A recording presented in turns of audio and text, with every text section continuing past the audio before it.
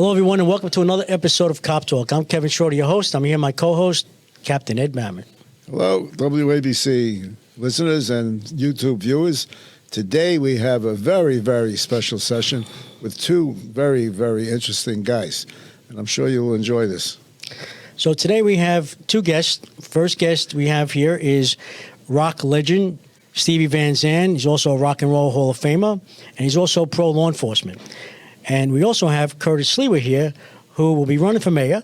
And also, he's a part of the WABC family here. He's on the Rip and Read every day, 5 days a week, Monday through Friday, 12 noon to 1 p.m. But let me correct that. Curtis is on every day, every hour of the WABC broadcast, because anytime you tune in, 2 in the morning, 3 in the afternoon, Curtis is on, because he's always filling in for someone. So, gentlemen, welcome. Nice to be here. Nice to be back. Yeah, nice to be back. Stevie, you were on the show about 2 years ago when we were in a basement starting out, and now we're here with WABC Radio. And Curtis, you've been on before as well, correct? That's correct. Reminding Captain Mamet that he gave me my first wooden shampoo at the 69th precinct when I got my first JD card. Don't lie, Cap. See, Brooklyn cop thing. No comment. Stevie, so how long have you been living in the city, New York City? Oh, man, a long time. I moved from Asbury during the darkness sessions, so since the late 70s. Late 70s, okay. Yeah, I mean, off and on. 40 years plus. Yeah. Now, how have you seen a change? I mean, I'm sure you've seen it dramatically change for the past 40 years. So, why don't you tell us about that? The 70s was no bargain, as I recall. Yeah, true. You know, it was pretty ugly back then, but then it got good. You know, I think actually Rudy Giuliani, who you know was a friend at the time, and did a good job with the city. You know, before he kind of went over the hill and lost it a little bit. But in those days, you know, he had some good ideas. You know, the philosophy of, you know, he's fixed the little things and the big things a little bit, you know, get a little bit easier. You know, you set a sort of certain tone for the town. Right. You know, I think that philosophy was a good idea. You know, that has since disappeared. You know, you don't let the little crimes go, be ignored. You know, do everything from the bottom up. And I think that sets a certain, you know, tone for the city that was very healthy. But lately, you know, it's been very, very weird. You know, I've been talking about this homeless situation now for decades. We just keep ignoring it, and it just gets worse and worse. You know, it's like the California fires, you know. Just keep ignoring it, you know, see what happens, right? Curtis is the expert on that. You know? Yeah. I mean, you know, 50 years I'm hearing about the California fires every year. I'm like, you know, it can't be that difficult. There's got to be a solution to this, It's right? a desert, Steve. You know? Yeah, but still. They should never have built in the desert. True, but I don't care. I don't care what the problem is. There's always a solution, you know, and if you ignore it long enough, this is what happens. You know, you lose an entire town. Well, that's kind of what's happening here with the homeless situation, you know. The politicians you talk to, they think the answer is affordable housing, you know, and that's just not accurate. You know, these people need services. You know, they need the housing, of course, but they need services to go along with it. These people are mentally ill. I mean, I've dealt with a lot of them for a long time. A very large percentage of them are ex-military. You know, and I mean, you know, with all of our words about how we support the military, we're not very good when they get home. You know, right. And that's always bothered me. But basically, you have a lot of mentally ill on the streets, and they, you know, to some extent, they're dangerous. You know, I couldn't leave my wife in my apartment when I toured. I get her another apartment 5 blocks away. Wow. You know, to the old village where it was still safe. And it was a big difference, 5 blocks away? Yes, just across 7th Avenue. It's like the old village. Yeah, right. I'm on the other side of 6th Avenue by the park. Yep. You know, and 3 different occasions. You know, mentally ill, put their hands on my wife. You know, nothing serious, thank God, but that's all you got to do, put your hands on my wife, you know. And, I wasn't around, obviously, but... and the crime, you know, in my neighborhood also very bad. You know, I mean, I come out the other day, you know, and the guy shooting up on my stoop, you know, right on my stoop. And this kid's in my building, you know. Yeah. 1:00 in the afternoon. You know, so I mean, things have gotten a little too loose, and it's a holistic problem. It's not just one problem. I realize, we don't have enough police, we don't have enough judges, we don't have enough jail cells. I mean, et cetera, right? It's a bigger problem, than maybe, there's not an easy solution, but there is a solution. But first we have to recognize the problem, and then we have to, attack it. Right. But there seems to be an attitude of a very, very, very, an attitude of denial, basically. I don't know where people who are in the, the group that runs things in New York, I don't know where they live, but my neighborhood has gone down, and Greenwich Village was the best neighborhood in New York. Well, Curtis is the expert on the homeless and the mentally ill, right, Curtis? Oh, all the time. Talks about it all the time. I know them by first name, many of them. But it's interesting because we don't want to deal with mental health. The recent movie about Bob Dylan, one of the opening scenes, he dreamed of meeting Woody Guthrie, greatest folk singer in American history. This land is your land, my land.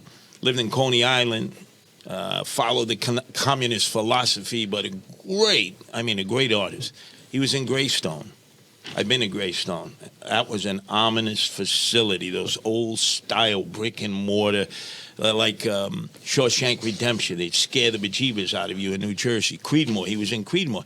And he went in for mental health checks, tune-ups. We do that physically, like if you have a goiter problem.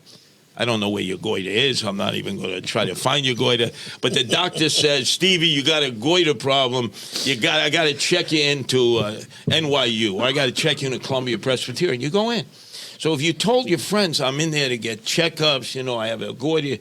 Oh, yeah, that's good, Stevie. But if you checked yourself into like Creedmoor or Greystone or any mental health facility, people don't want to talk about it. Even though we're in Manhattan, the wealthiest borough in New York City and the world, and every rich person has a shrink or a psychologist, and they brag about it. Once a week I'm on the couch. Yeah, but you're a billionaire. Well, how do you think I'm a billionaire? Because they straighten me out once a week. But when you're blue-collar working class, if you were to say to somebody, I'm going for psychiatric care, I'm going for mental health therapy. It's like you're a pariah. They don't want to have anything to do with you. You would be surprised at how many people, just like all of us, are in those facilities because their mother died, right?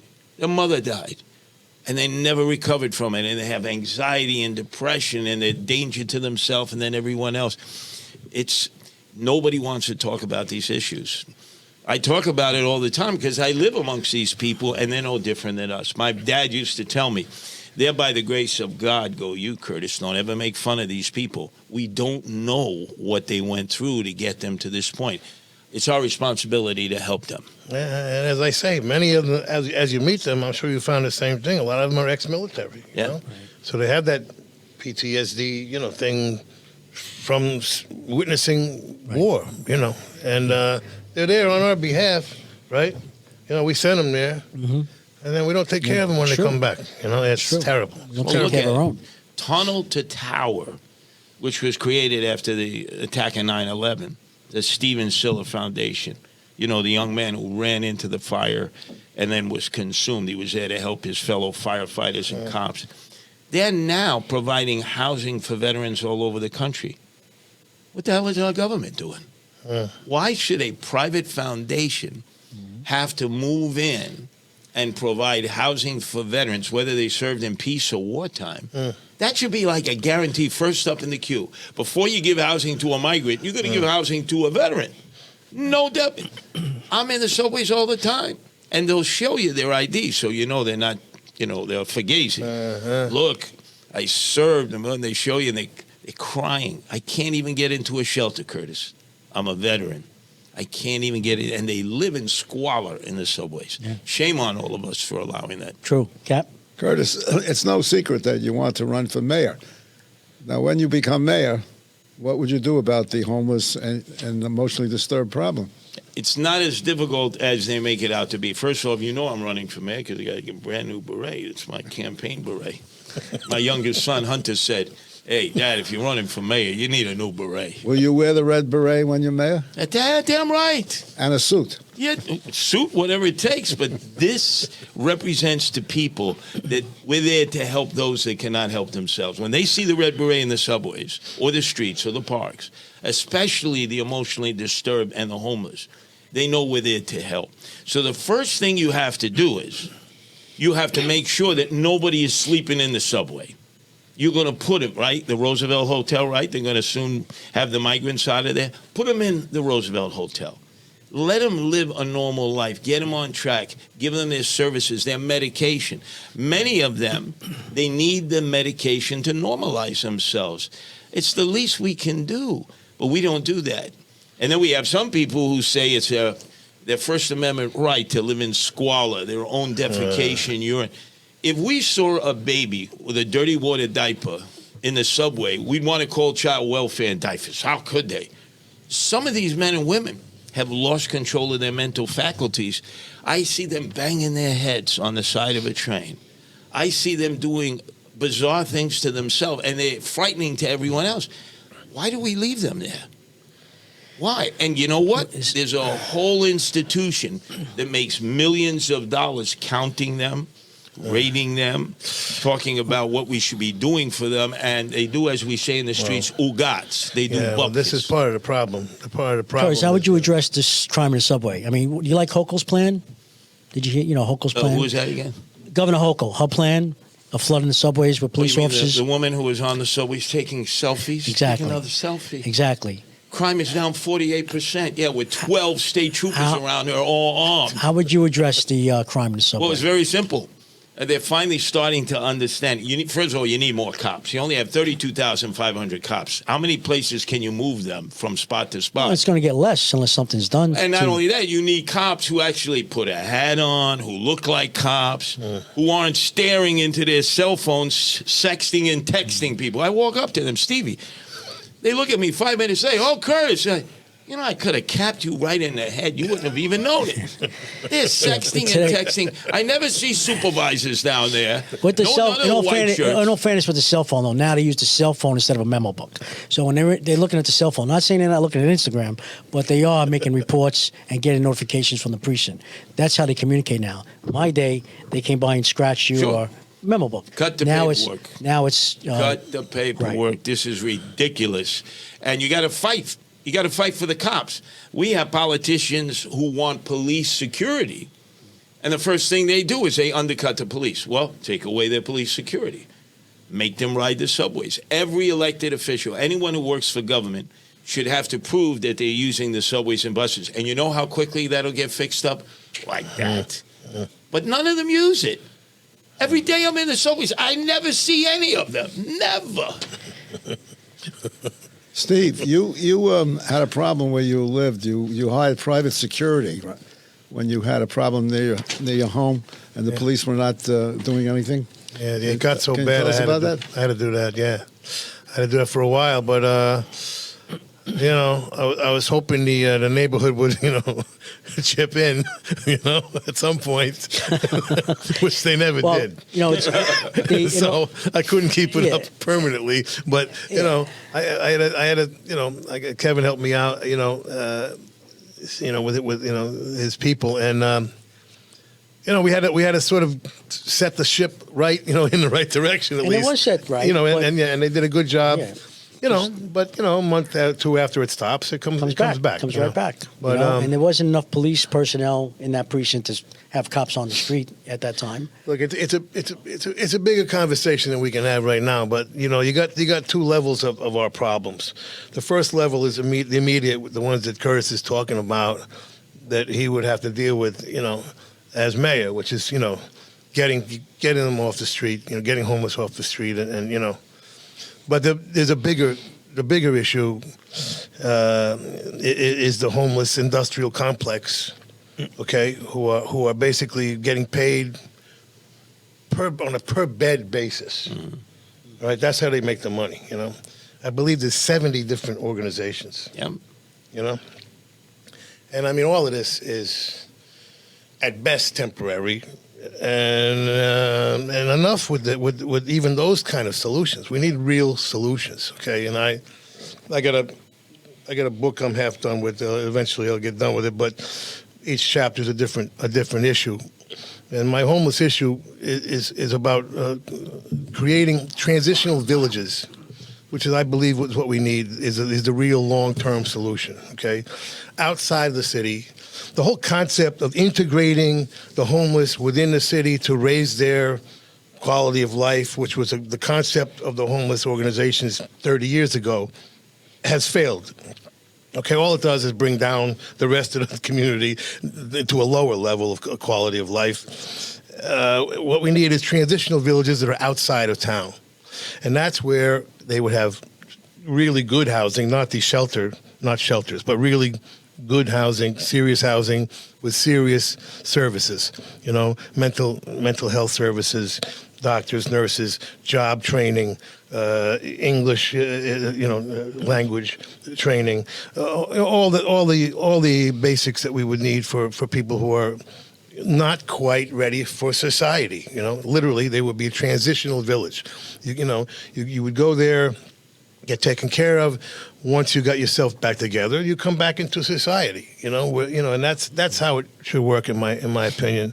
And these transitional villages, every single major city should have them. And it's also a way of integrating, refugees if we have them, or immigrants if we have them. Immigration is a whole other discussion I'm sure we will have in a minute. But, we all know we need immigrants.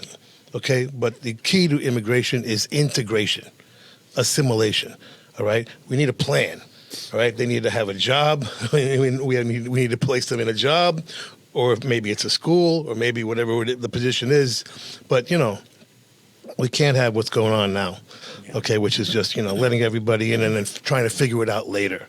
On that, No way. Curtis, for the homeless, we used to have Camp LaGuardia. I was just about to talk Started to you by about that. Fiorello LaGuardia. This is when men mostly have alcohol problems.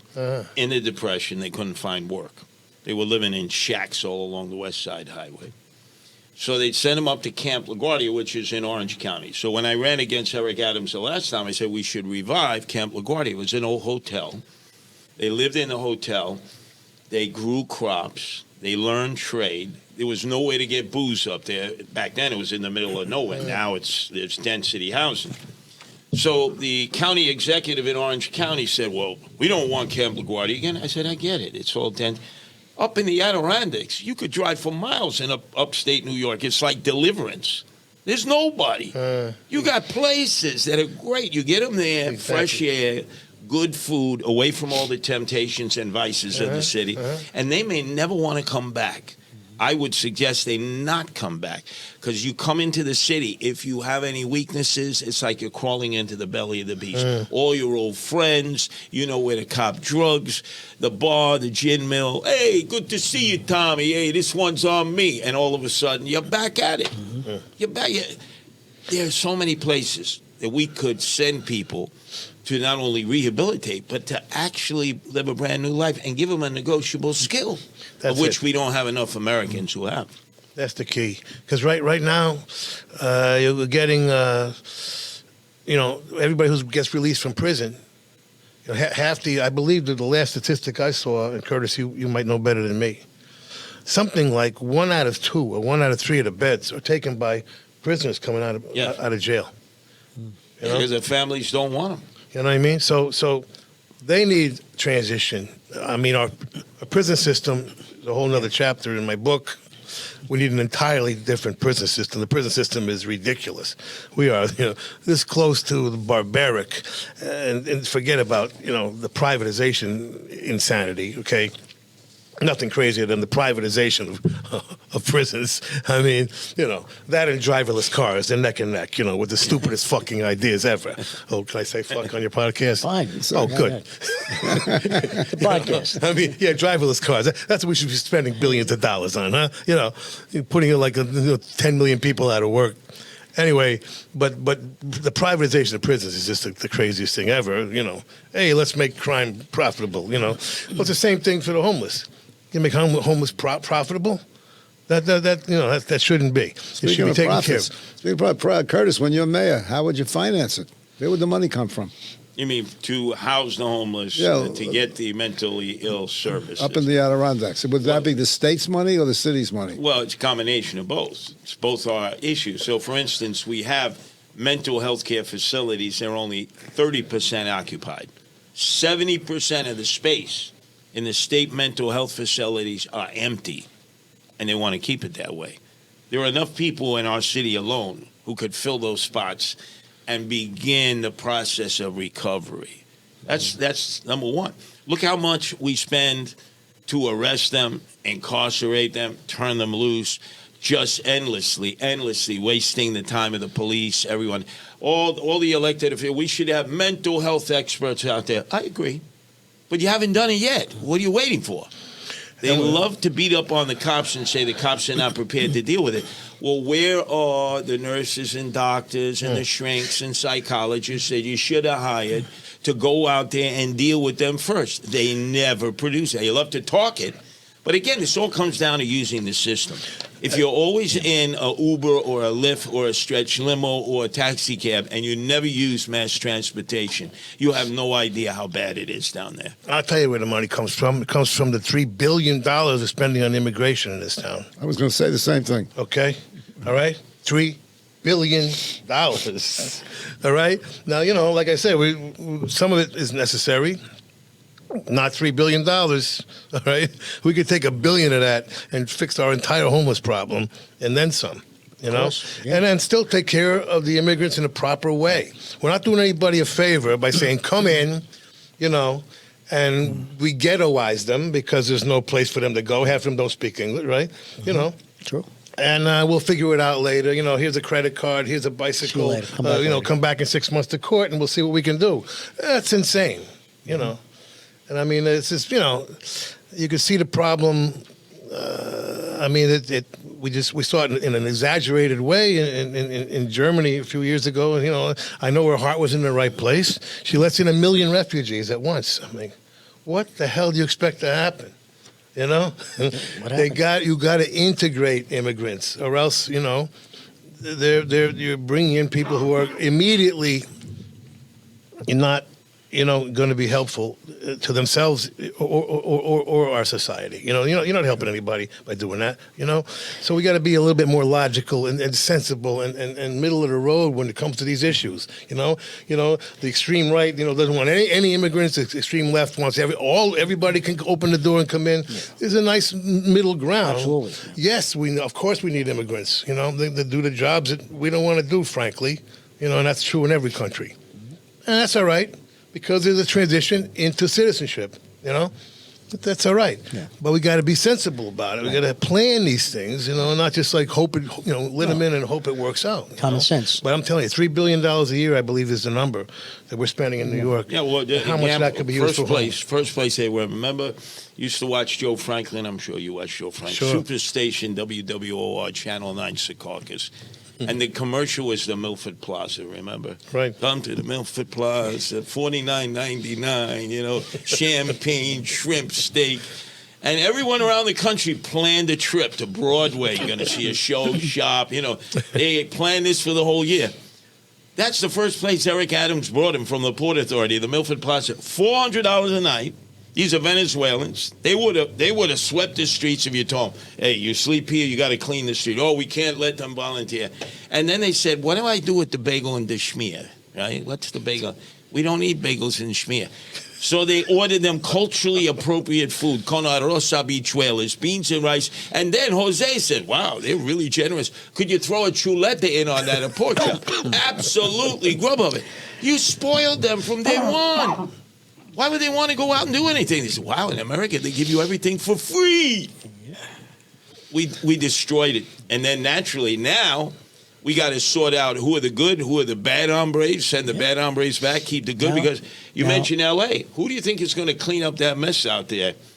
It ain't going to be the sons and daughters of the people that lost those homes. They're too busy doing their Game Boy. It's going to be all the illegal aliens they pick up at Home Depot. $80 a day, a box lunch. You want gloves? You want hazmat suits? No, let's work. You're going to have all those illegal aliens out there doing that work. Nobody seems to understand. Yeah. There's work they'll do. As you said, Stevie, my 3 sons, are you kidding? they'll look at me like, what? What do you want me to do, Daddy? That's not for me. Construction's one thing. That's right. Try picking up watermelons for 8 hours a day. Okay, you know what I'm saying? I mean, I'm sorry. Everybody. What I don't like about what's going on right now is, ICE is basically picking up these people by going into workplaces. Well, that means they're working, doesn't it? You know what I mean? I'm not sure that should be our first choice. I mean, if they're criminals, that's one thing. Obviously the criminals should go, but if they're working, I think that's kind of like half the problem's already being solved, isn't it? You know what I mean? You don't want to throw them out. You want to make them citizens. You know what I mean? So there should be a little bit of a thought process here about, who exactly we're taking. You know what I mean? If you're taking people off the street, or out of prisons because they're criminals, and deporting them, that's one thing. Going into workplaces to find these people is kind of a little bit, wait a minute, let's think about this for a second. Why are they there? Well, obviously somebody's hiring them because they need them, right? Why are they working? And so I mean, we just need to be a little bit careful about this stuff. If they're working already, I say, make them citizens. But be careful who we let in and make sure we have a job for them. That's the key, because there's jobs that are needed. We need these people for sure, and and they will become a welcome part of our society, as we always have done here. That's what America's all about. Well, look at in Jersey, these Gavons there think that a tomato is a fruit. That's like their number 2 vegetable product, right? For us, it's a vegetable. For guys in Jersey, tomatoes are fruit. Who's going to pick all the tomatoes when they're ripe? You think you guys and me and our sons and daughters are going to go pick the tomatoes in a tomato patch? Never. They'll rot on the vine. You got to have people who are willing, and that's hard work. Yeah, it's true.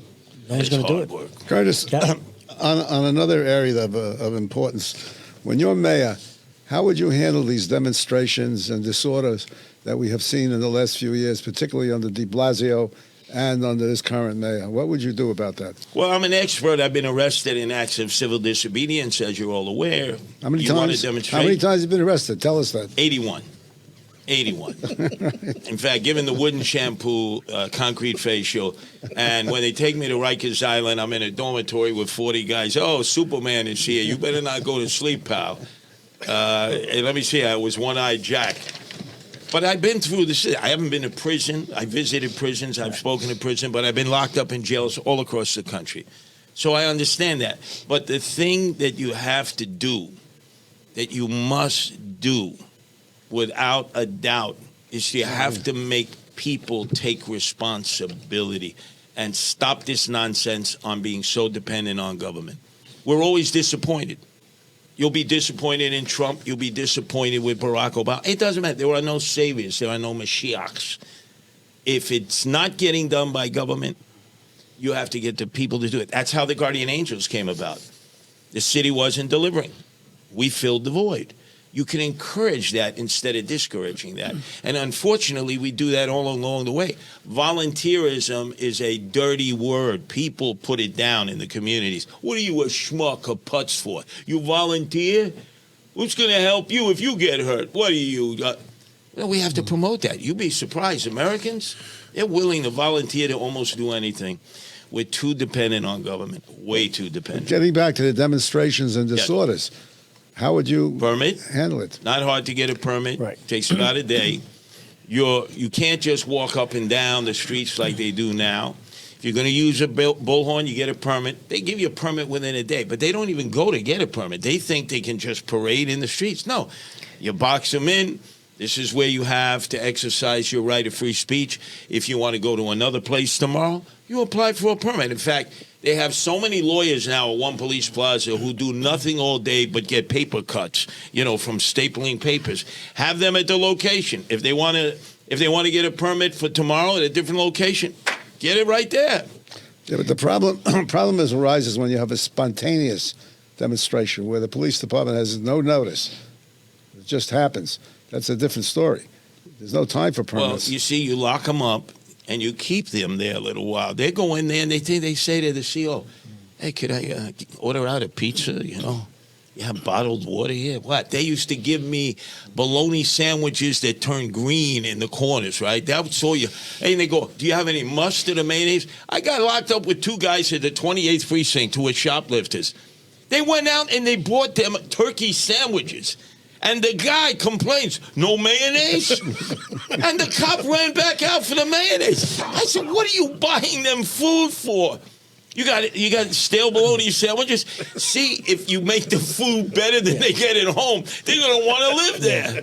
Now get back to the demonstrations. Designated area, right? You stay in that Correct. area. You go out of that area. You get Give them a lot of locked space. Up. You know, don't just box them in. What about the mounted unit? Would you utilize their services? There's about 80, 86 men and women dedicated to riding horses, and they train way up in the Bronx. I have been at demonstrations where there's the horse and the police officer who can see everything from up on the horse.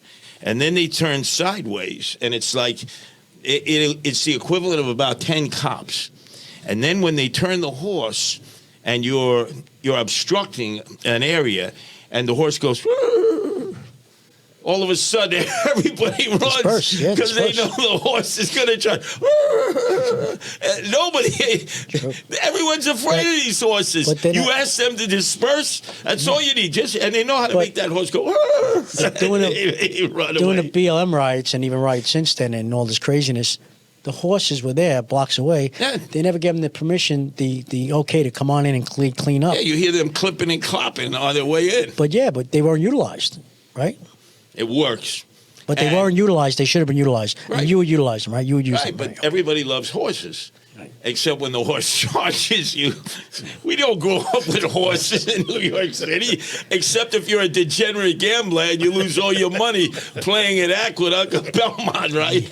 Oh, I did. Oh, I studied the racing form. I got it all. And meantime, my Aunt Lucy says, I looked at that horse. He talked to me. And my Uncle Vincenzo would say, what do you mean he talked to you? And she'd always win. And my Uncle Vincent, the butcher, he'd always lose. And then he owed a vig to the Bonanno crime family where they promised to bend his leg and stuff it in his pocket if he didn't pay.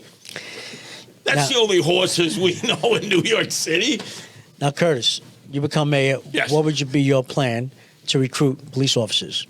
Oh, police. Right now, it's very difficult. The morale is so low. You really got to go out there and you got to explain how they can be cops. Because right now, many of them, you know what it used to be. Father would recommend the son and the daughter. And now I'm seeing there are none of those referrals. So you really got to go outside of your normal recruiting area, and you got to explain to them what the job requires now, because they come in, they're all idealistic. They want to make a difference. I've seen the cadets graduate Madison Square Garden. They're taking pictures with their family. And then all of a sudden, they're a year or two on the job, and they realize they can't do anything. And everything is negative. And they get no backups from the DAs. And their bosses are only interested in stats. So they make a collar. For instance, had a guy just graduated the academy down on Canal Street where they sell all the knockoffs, right? He made a collar because they had ripped off some tourists. He brings him into the 5th precinct. The guy goes, what are you doing? I just arrested them. They ripped off the tourists. They got the people from Philly here. No, we don't want to make arrests of them. So now he goes, what's the point of me being out there? I have the victims. They're willing to come in. They're tourists. We don't want to scare off the tourists. These are bad knockoffs. No, we don't want it. So naturally, as a young cop, your morale is shot, and then you start marking time until you can retire. So you gotta let them know they can be cops and what they can do and what they can't do. Well, first of all, do you know the requirement? What's the cutoff with the age to come on the job? It used to be 30. I don't know if it's still 30. I don't know if, do you know that, Captain? It was 29. 29. Maybe you lift that to 35, 38 maybe to come on the job. Also, retirement, mandatory retirement, 63. Maybe make it 65 like the New York City Fire Department. Absolutely. You know? Look, cops get to retire too early. Look, 20 years, really? And then at 48 years old, they got an ice cream shop in Port St. Lucie, Met spring training game. They get 2 incomes, a boatload of benefits for life. Come on, 48 retired. I'm 70 years old. I took a licking and I'm still ticking. But even with the pension, it's not enough to retire. Everyone gets, like myself, to get a secondary income. Second career. But why would you want someone to retire in the prime of their life? They now have 20 years of experience. Oh, yeah.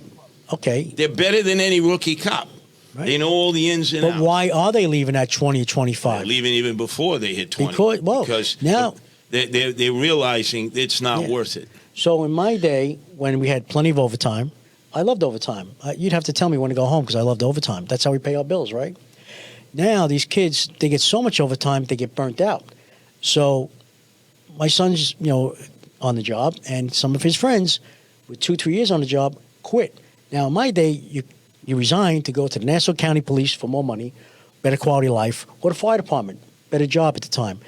Now kids are quitting because they're burnt. They're just going back to school or going into what they originally took in school, whatever their major was. And that's what's happening. Kids are just quitting because they're getting burnt out because there's nobody there. So again, guys, my generation, you'd have to tell us, wake us up, say, you got to go home. Two things. First 5 years, cops are living on their mom's sofa, they Castro convertible in the living room. They can't afford anything the first 5 years. Then some of them have families, they have kids. If you have forced overtime on them, the problems in the home. Look, I've had multiple relationships. I'm paying for that in court every day. But you got to have harmony at home. If the cop doesn't have a harmonious home with the wife or the husband or the kids or their partners or whatever it is, it's going to affect their ability to be a good cop. And I don't think the department cares about that anymore. It's forced overtime. Imagine you would have to work 6 days a week, 12-hour shifts. Then you come home, and you got to deal with whoever's there that's waiting for you, and they're like, oh, why don't you want to be at home? They're forcing me to do this work. Steve, what would your suggestion be? Well, first of all, how long is the academy now? 6 months. 6 months. There's the beginning of the problem. And I believe the beginning of many problems, I think that the police have got to be part of our culture rather than some separate alien entity that has invaded our culture, which is how it's treated right now, right? Right? Cops are like the enemy, or something to be feared or something to be, we need to make the police part of our culture again, like when we grew up, And I think 6 months is not even close to what it should be. I think it probably should be closer to 2 years, a year and a half, 2 years, because I believe and this is a big conversation, but I never saw. We had respect for our local cop when we grew up. There was never any gun use. You didn't see guns.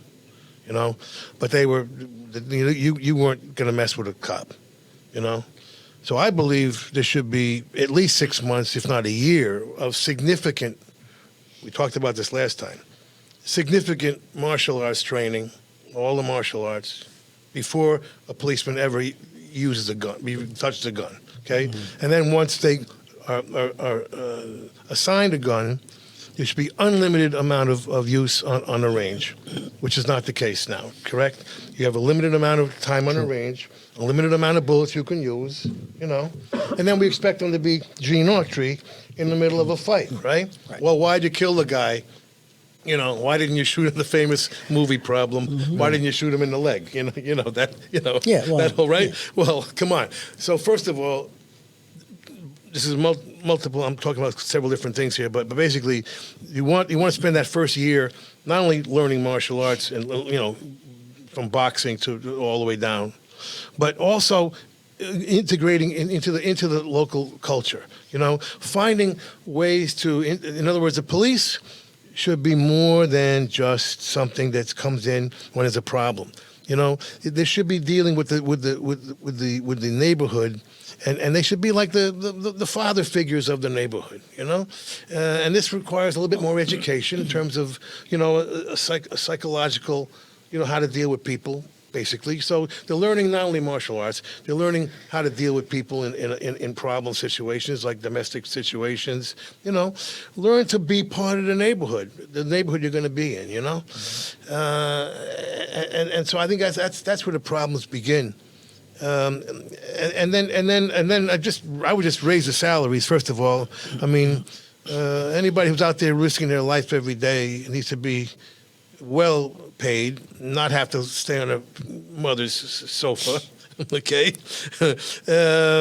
and and cut. If we have enough police, you won't have to do the overtime, and if the salary's high enough, you won't have to do the overtime. Also, Stevie, they say they should live in the city. What's what I mean? What are they going to afford? A box? That's it. A closet? Well, and by the way, they'd have to drive 3 hours out in order to find affordable housing. Yeah, that's. And then they say, well, you better not live in Pennsylvania. Well, guess what? The Poconos is about the only affordable place you can find. So how do you feel about that? Cops coming from, say, on a job from PA or Jersey? If you don't lower the cost of housing for cops, and other than say, we'll give you a spot in a public housing project, are you out of your freaking minds? You're going to need a precinct to protect them. They go, hey, you collared me. You collared my dad. It's like, you want to have a home of your own. You want to be able to pay a reasonable mortgage. We subsidize everything in this world, but the only time we honor the cops is when they die. Oh, they all come out, the politicians. Oh, I have to hear this story by Eric Adams again. I put a bulletproof vest on for 22 years. Hey, pal, it's not about you. It's about the family and the dead police officer. That's the only time we honor the cops, when they're dead, and then it's too late. We're talking about affordable housing. There should be a certain amount of affordable housing delegated, determined for the police. I mean, simple as that. And it should be a regular thing. And then, you graduate from it to the next level of housing as your salary increases or whatever. But the two areas of affordable housing right now that bothers me is the police, first of all. Second of all, young people who are coming in for artistic and cultural reasons. This town used to be, our identity in New York was our culture, okay? Broadway, acting, movies, music, the arts. People shouldn't take the arts as some sort of luxury item. The arts are an essential part of a quality of life, okay? And it affects everybody, whether you know it or not, subconsciously or not. The arts is the heartbeat of our city, and we're no longer encouraging that. And the amount, the cost of housing is keeping young people out of here. So we need to designate a certain amount of affordable housing for the cultural arts to make sure that flourishes, and also for police so they can live in the neighborhoods where they're going to be. Well, perfect example, high schools, right? You used to have the orchestra and band. I would see the kids taking the instruments home to practice. They would lend you the instrument. I remember always the smartest kid in the school had to play the oboe. What the hell is an oboe? Why is it always the smartest kid that got the oboe, right? Who the hell would want to spend a career playing the oboe? The Philharmonic Orchestra, Madame Trudeau here, she's the oboe. They used to, I remember in Bildersee Junior High School, PS 114, Canarsie High School, they gave you the instruments to take home. Now, you know what they give you? Grief, agita. They've discontinued orchestra, discontinued band, discontinued chorus. Yeah. They have maybe one play a year, one musical a year. It's terrible. Everything is sports. Sports. Guess what? Most kids are not into sports. I was into athletes. You had the jocks, you had the heads, and then you had the guys who were in AV squad doing LSD. They were in like a different world. But you had the different groups. There weren't that many athletes. There aren't that many young people into sports. We keep shoving this. They're more into cultural ideas, and we need to feed that. We need to make that available to kids. The No Child Left Behind legislation, the federal legislation, killed all musical instruments, in the entire public education. That's why we started our curriculum to deal with. We teach history through music. Why don't you tell us about that foundation? Well, just to keep arts in the DNA of the public education system, we started teachrock.org, which is we give the teachers tools to teach history through music. We integrate the arts. The arts should not be a separate class. Art needs to be integrated into science, into math, technology, and engineering, and so we do that. And we do it for free. We license music and we license video worldwide, and we give it to teachers for free.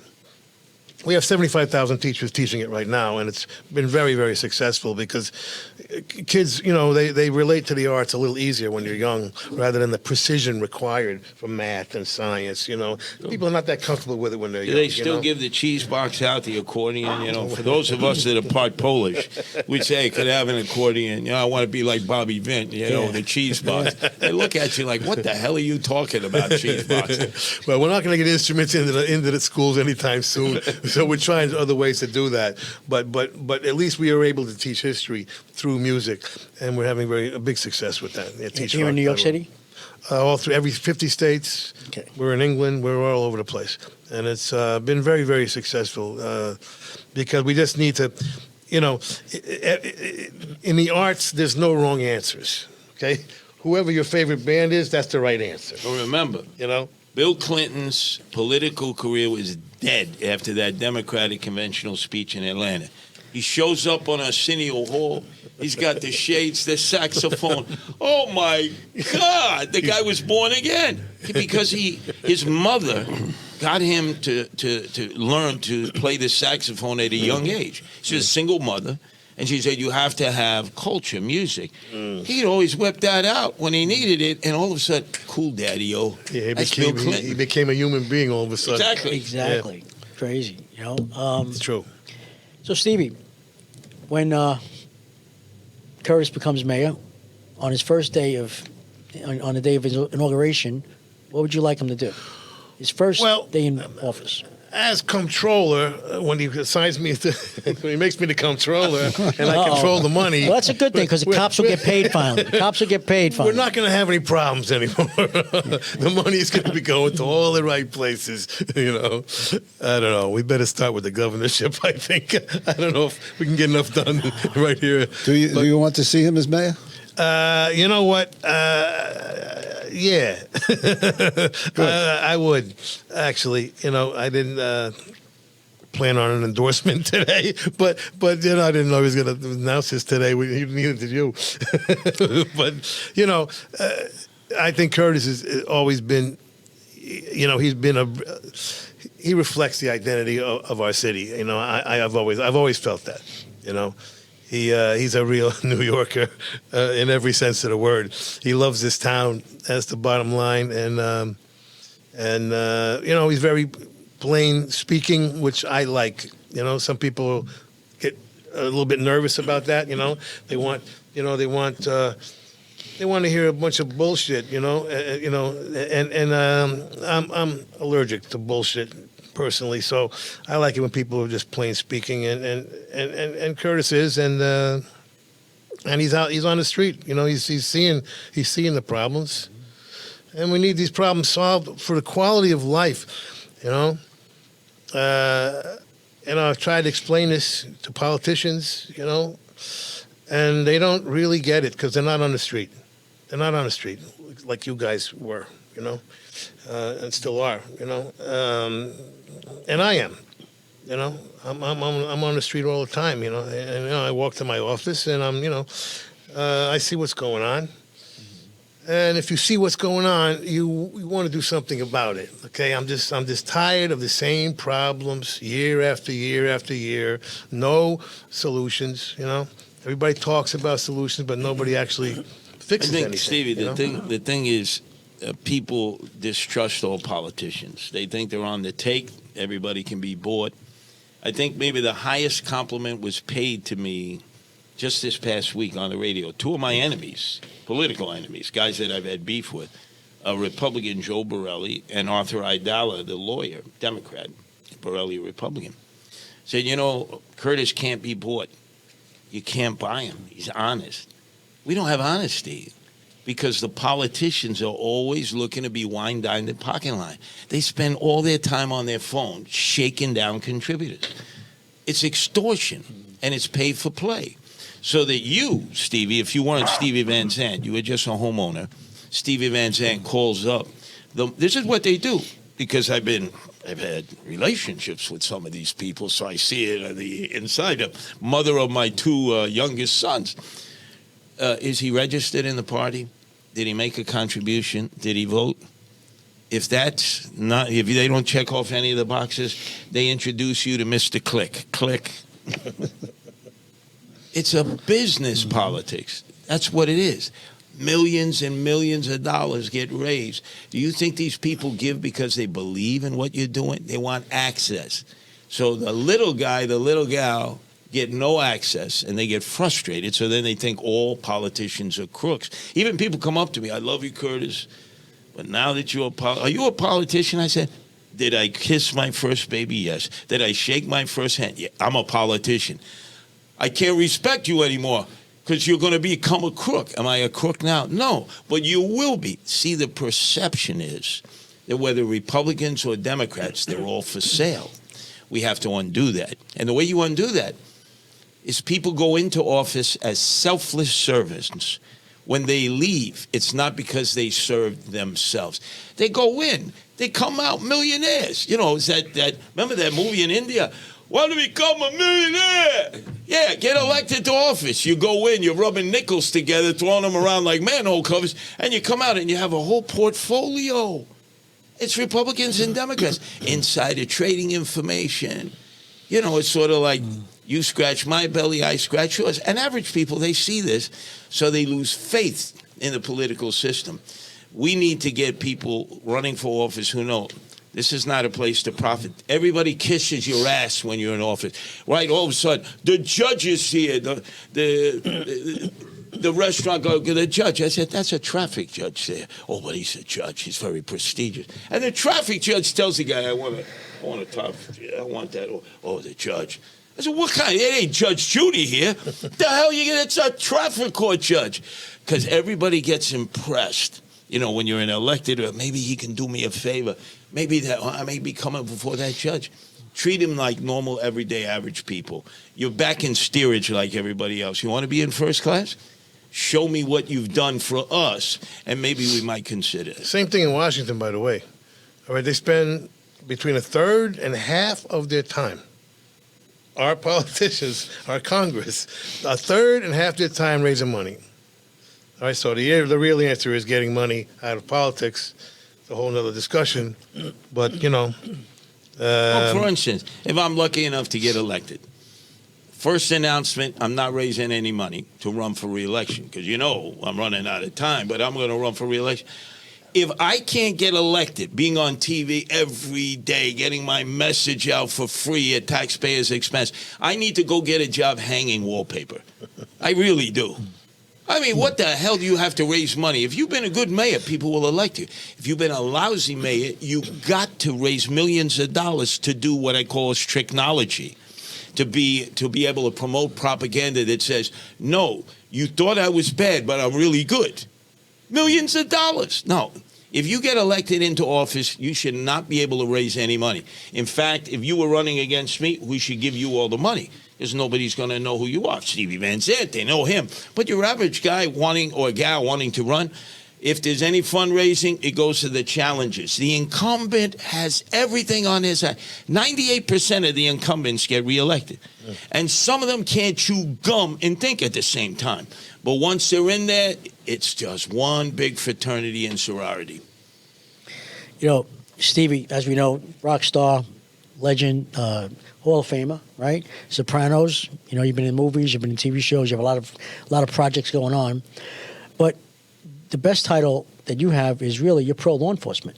You really support law enforcement, and that's what I just want to say thank you on behalf of law enforcement throughout the world and all our listeners, because you've over the past 9 years have raised over $2 million for the NYPD Widows and Children, as well as Arms Wide Open. Arms Wide Open.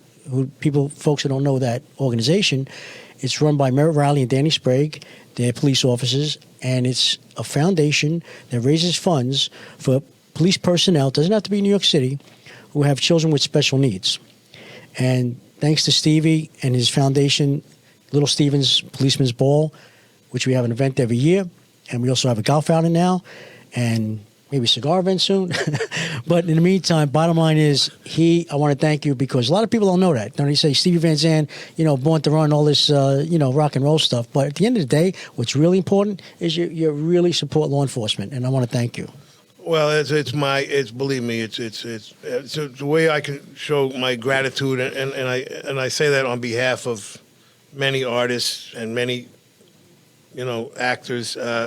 I come from, as you know, I'm an independent law and order liberal. Okay, so I've always believed that the political parties are nothing but football teams.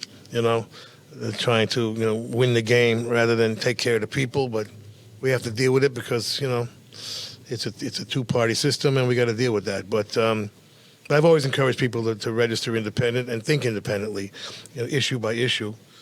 And when it comes to law enforcement, every time I say something positive about law enforcement on Twitter, it's right away. Oh, what are you, MAGA? You must be. When did you become a Republican?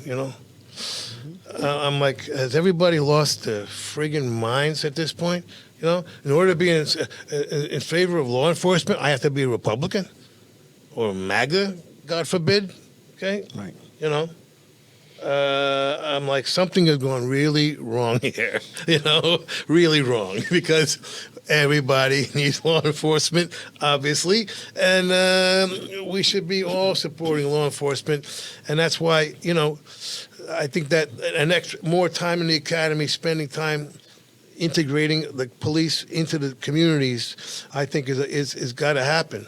We cannot continue to have the police force be this alien, separate entity. It should be of and by the community. I think Curtis was saying the same thing in terms of where you live. We got to make it. We got to make that affordable housing happen if that's what it takes. But anyways, I just do what I do, and of course, we do it together, and I'm proud of that. I'm very proud of that, and Thank you. it's very difficult. Very difficult whether Democrat, Republican, whatever. It's a struggle every year to find the money for these two very, very worthy charities. It's amazing how few people want to support law enforcement. So there's a marketing problem. There's an identity problem going on here that's deep. All right, that's very deep. That we got to address it because nobody wants to give to the police every year. I got to beg people.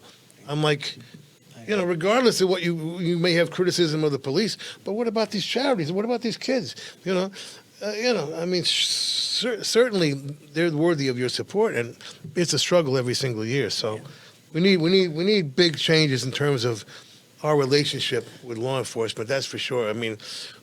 Why should people belong to one party and not another? That's just insane to me. Nuts. Well, it's time for us to end this great session. And Curtis, now that we know you're going to run for mayor, could you tell the world that you're going to announce shortly? Well, I announced the day I lost to Eric Adams. Everybody knows that. I've been running for mayor ever since. I do the work I've always done, down in the suites, down in the streets, down in the subways. I'm the people's mayor. You see what it says on my back, Stevie. You see what it says? So when will you officially announce? Early February. I'll get in right on time like I did the last time, and then I'll have to face probably the winner of a Democratic primary. It's sad we don't have a lot of Republicans. It's like an 8-to-1 ratio in New York. You have to have a two-party system. They keep each other honest. If you have all Republicans, they're not going to be honest. You have all Democrats. You need the checks and balances. That's what democracy is about. So, Steve, we're going to have a new mayor. So, Stevie, here on Cop Talk today, are you going to give Curtis your endorsement? I'm going to wait to read the platform, as we all should, right? Yep. We can't Absolutely. This is not about a cult of personality here, okay? Even though we like them You're right, personally. that's a song. Hold on a second. What are you going to break out into the song, a cult of personality? Just because we like them personally, we got to read the platform, okay? We'll make sure Stevie's the first one to get it. And then we'll decide. But there's I like the fact that he's on the street, and like I say, who's more in New York than this guy? Well, I'm noticing Stevie's got a little tricolor, a little earring there. So we settle this on the bocce court. We'll see how really you are bonded to the Italians if you can play bocce. All right. Two real New Yorkers, you know. Gentlemen, last words? Hey, guys like Stevie, you know, they speak from the heart. He doesn't have to be here. He doesn't have to do these things. He's in a world that's different. But every time I've met him before, he's always interested in people. Whereas you have a lot of folks who achieve a lot of notoriety, they forget their roots. This man's never forgotten his roots. True. When you die, because we all will die, he will not forget his roots. And that's imperative when you live your life. True. Stevie? I wish you guys all the luck in the world. You've made it to 2 years, huh? Yeah, 2 years. All Thanks. right, so, Guys like you and Curtis. You going back out on tour? Or We got a couple of dates to do in the summer. Okay. I think 15 to 20 shows in Europe. Oh, Most of Europe, okay. yeah. And then I'm hoping to get back on TV. I got a new agency and talking to people right now about a new TV series. Great. You know, if something comes up in the movies, I'll do that. But I like TV. So I'm going to try and do that, and we'll do our shows next summer, and then we'll see what happens musically. The teachrock.org will continue. Anybody interested, look it up, teachrock.org. Any teachers can have it for free. It's extremely successful and useful. And hopefully I'll finish this political book because we need lots of solutions. You know, again, the police problem is not just, you know, police, it's our prison system. Okay, no prisoner should ever see another prisoner. Okay? I have a whole new prison design. They have their own outside area. Every cell has its own outside area. You're dealing with computers and AI for job training and education and psychological help. And eventually you earn the right to have a human being come into the cell and deal with that person by person. But no prisoner should ever see another person. It's a recidivism factory. Okay, I mean, criminals call prison college for a reason, you know. Yeah. So I mean, no prisoner should ever see another prisoner. You know, you stop all the drug dealing. You stop the criminal education. You stop the rape. You stop the threats. You stop all of that. You know, that all goes away, and we actually start to rehabilitate. God forbid, right? We actually have a usefulness in our terms of our rehabilitation. So the prison system needs to be completely changed among these other, you know, the transitional villages need to be established for the homeless. You know, we need real solutions, and we need to begin that now because our country at this point is falling apart. Well, gentlemen, thank you very much. It's only rock and roll, but we like it. Yeah, baby. And Curtis, good luck to you in the maze race. And when you announce, we look forward to that announcement. Stevie Van Zandt, and Curtis Sliwa, thank you so much, Captain. I think this was a great session, one of our best. Thank you, Captain. And I know Thank you, guys. Thank you for being here. I know you're very busy. I mean, I know you practically live here, but you're very busy. Give us a designation. You know. We 5-star top shelf. That's all. Absolutely, baby. And thank you thank for you, your Stevie. service. Thank you. Okay. Thank you. I want to thank everyone to listen to another episode of Cop Talk. If you like what you hear, you can subscribe to Cop Talk at Cop Talk WABC. That's at Cop Talk WABC. Until next time, God bless you, God bless America, God bless our military, and God bless law enforcement throughout the world. Be safe out there. And besides listening to this podcast on your computer, you can view it on YouTube, and you'll see Curtis's new cap.